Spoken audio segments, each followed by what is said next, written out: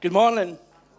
It's great to be here this morning. My story is like many of you sat here today. A life of chaos, a life of addiction and brokenness, prison, all that things. You see, when I was 8 years old, my life took a turn. I went from feeling a very secure boy, a very loved boy in my family home, to feeling very insecure, very abandoned. You see, my mother was an alcoholic. My father was a workaholic. He was always away working. And one night I woke up from my sleep. And when you have this sense that there's something wrong? I had that gut feeling. And as I went to the toilet, I seen my mother's bedroom light stung on. I thought, there's something not right there. Even as an 8-year-old boy, you just have that sense. And as I went into my mother's room, there she was, lying in the corner of the room, overdosed on a bottle of vodka and some pills. I was scared. I didn't know what to do. But you see, this began a journey of me searching for love and acceptance. I always felt pushed away from my mother. I never understood addiction then. And I went on this journey, and at the age of 12, I thought I had found the answer to all my problems. I started hanging around with the wrong crowd.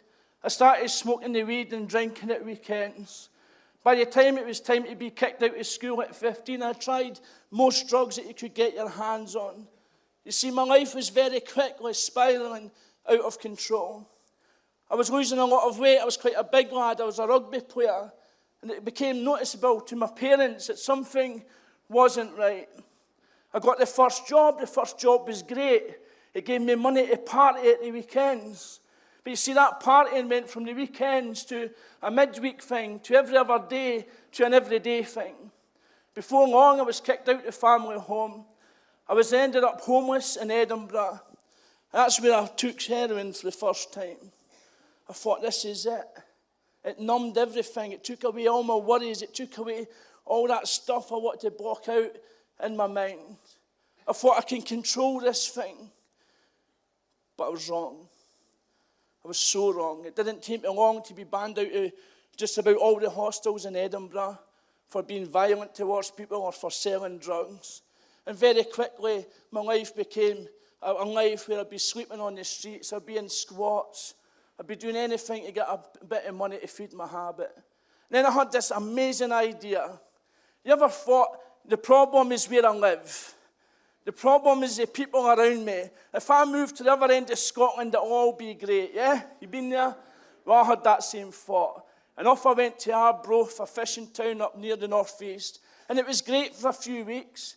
The police didn't know who I was. I could walk around the streets and not be worried about getting lifted. But yet the same lifestyle was still with me. I was still taking drugs every day. Every single day. My life was in turmoil. I lost my family. My friends, if you wanted to call them friends. I was that bad a drug addict that the other drug addicts would cross the road to avoid me. Then began the prison, in and out of prison, and all the rubbish that brings. But I remember a time in 2008. It was my last prison sentence, and the judge says to me, Mr. Wilson, when you get out this time, I want you to go and see a couple who run a project called the Havilah. I remember saying to the judge, Your Honour, this time when I come out, I'm going straight. He laughed at me. You see, he knew me better than I knew myself. I got out of that sentence, and I went to the Havilah. But you see, I wasn't going to the Havilah to get the help the judge told me to get.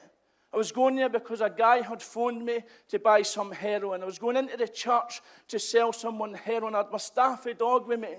You know you've made it as a drug addict when you've got a staffy. And as I approached the church, there's this man called Jim who stopped me and says, You're not coming in here to do what you're going to do. He knew me by my reputation. He says, We are here to help people. And if you want to help, you're more than welcome. But you go home and you leave the drugs in the house. There was something different about this guy. I was drawn to him. I started going to the Havilah only because they gave you a free bit of food. Always great as an addict. But there was something different, and they started to share the love of God. Not preaching, just showing me the love. They accepted me for who I was. You see, that's what I'd been searching for, acceptance. They started to tell me about Teen Challenge, and eventually I woke up one morning, I had drugs in my pocket, I was feeling normal, if that's what you like to call it, and I had just had enough. I remember going down there, I says, this place, Teen Challenge, give me the application form, I'm going. I went to Teen Challenge in Winchester House in the Scottish Borders, and what a culture shock it was. It's like, you're all crazy.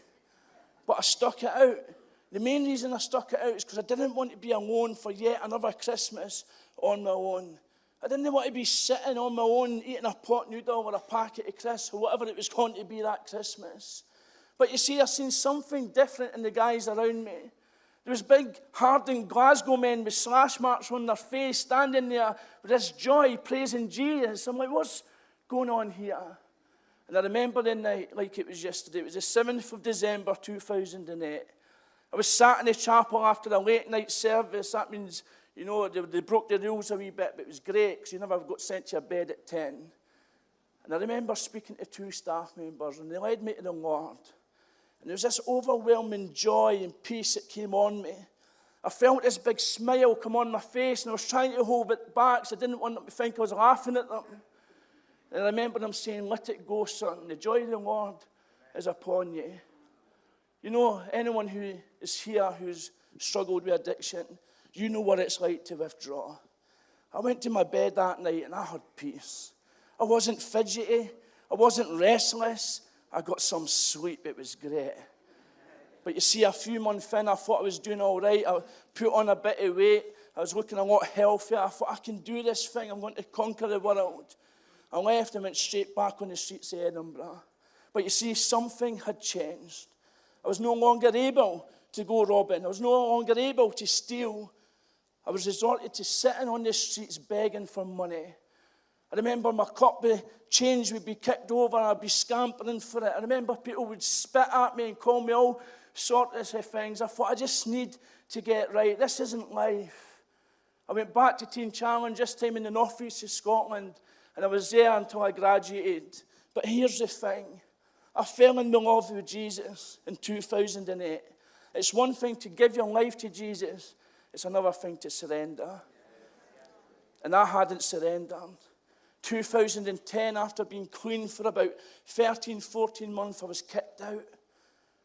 That was me, relapse again for 3 months. But in that 3 months, God taught me the biggest life lesson you can ever learn. And it was this. You cannot live a life of compromise. I went back to Teen Challenge, and I remember sitting in that manager's office, and he says, there's something different about you. It's like having your twin brother here. The guy we kicked out 3-4 months ago isn't the guy who sat here. He says, either you're hiding behind a mask and you're just saying and doing the right things to get to where you need to go, or God's truly changed you. Of course, I was a bit confident in myself. I says, God has truly changed me. You see, that was 7 years ago. And today I stand here in the grace of God, still drug-free after relapsing. I stand here today, a married man of 3 years. I've been with my missus for 6. She's a social worker. I hated the social work as a kid. God's got a sense of humour. I stand here today, and as Rob says, I now pastor a church in Swinton, just beside Rotherham. Myself and my wife's been doing that for the last year, pioneering the work. Who says there isn't a God? Who says? I've been managing this place called the Lighthouse Homes. I've been there for 5 years. This is an organisation that helps people get free from drink and drugs. It's a stepping stone into places of rehabs, Teen Challenge, Victor Outreach, but it's also a place for guys to come back and learn how to walk out this Christian life. You see, God causes all things to work together. And all that mess of the past, all that hurt and the heartache and everything that I've been through, there's a reason. Because today is a key into speaking to people's lives. You see, if God can do it for me, He can do it for you. Amen? Amen.